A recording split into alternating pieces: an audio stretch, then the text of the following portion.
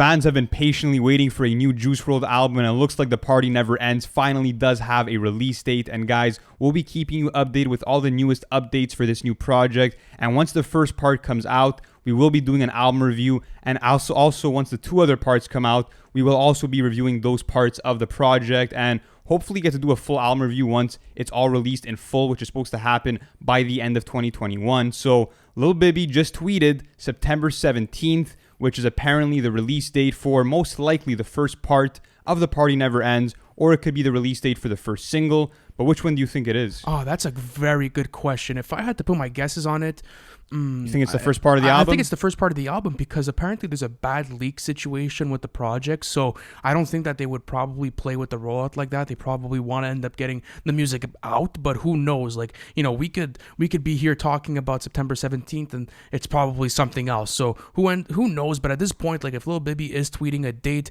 something should be happening for the release of this new project. But people are hungry for The Party Never Ends because the first posthumous release, Legends Never Die, was extremely successful. I mean, there was a lot of big standout hits that did well for Juice WRLD in his camp, and I think they want to replicate that same success with these next 3 parts, which obviously end up concluding to one album. So how do you feel about that process of releasing the album in 3 different parts, and do you think it's a smart approach to take with this next project? I think it's going to be good. It's going to be exciting for the fans because apparently each part is going to have its own like feeling associated to it. So I think one of the parts is going to be happy songs. The next part would be like love songs. And I think the other part was going to be sad songs. So you're going to have, let's say, a mix of emotions. But I think that this section, since we're kind of closing off the summer, will be the happier and the lighter songs. Maybe we'll have some more Marshmello collaborations. That's a possibility. But I mean, in terms of you and I, we haven't really gone through the leaks because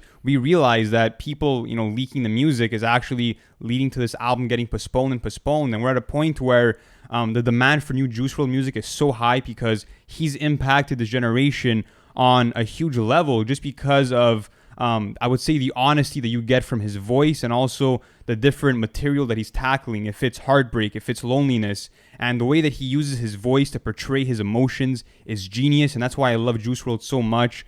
But what's really exciting about this project is that we've gotten word that there's 3 features confirmed, which are Lil Uzi Vert, Roddy Ricch, and Travis Scott. So out of those 3, who do you see Juice WRLD having the best chemistry with for Travis a song? Scott, for sure. I think I think after No Bystanders, like there was for sure like a chemistry that was created within, you know, any other release that they were gonna do, because it depends though. It's like, is it gonna be a phoned in verse and they're just trying to put some stuff together, or is it an actual collaboration? So I think that's what it depends on for me, because obviously, you know, if there's camps that are handling certain material or they're, you know, crafting certain songs, the kind of that creative process is kind of diluted a bit, I would say. So the effect is definitely different and it's heard. But the main thing that I have with this project is like, how is it going to sound as a whole? Because I agree, I do think that the fans are going to enjoy this whole experience of getting 3 different projects over the course of the do you think that's smart, by the way?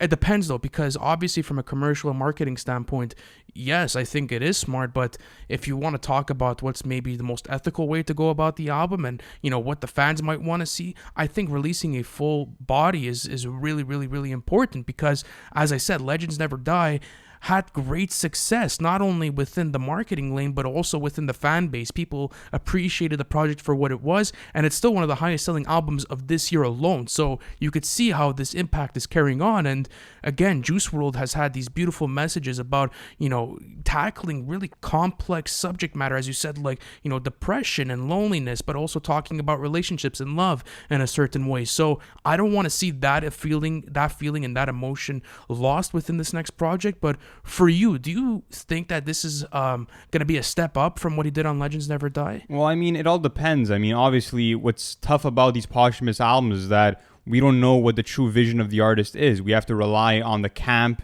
and on the label to put something together, that's going to be coherent and that would be a project that the artist would want to come out. And there's no real ways of knowing if that's going to be the case. What is a good sign, though, is that Juice WRLD's girlfriend at the time, Ali Lottie, will be in the studio sessions, and apparently she will have a say on what material goes out on The Party Never Ends. So I do feel happy knowing that someone that was so close to Juice in terms of, you know, just being around him on the daily and also being part of that creative process for him will have a say on the project. that kind of makes me feel more comfortable about it. But apart from that, I just hope that, you know, they put out his best stuff, because there's going to be about 6 to 8 songs for each different part. So it's going to be around a 20-song album, similar to Legends Never Die.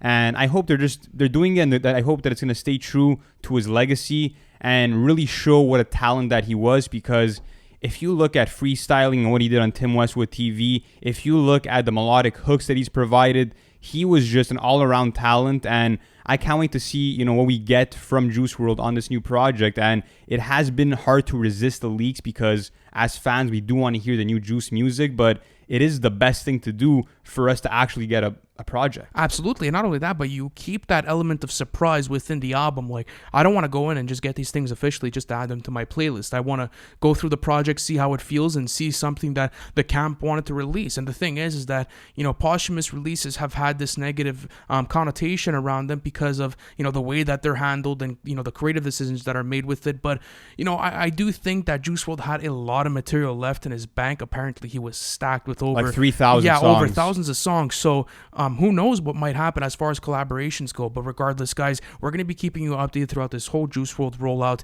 And it's been a while, you know, that Juice WRLD fans have been waiting for this project. So we will be giving our thoughts on the album once it does drop on the 17th. Guys, thank you so much for watching through this whole video, and we'll catch you on the next one.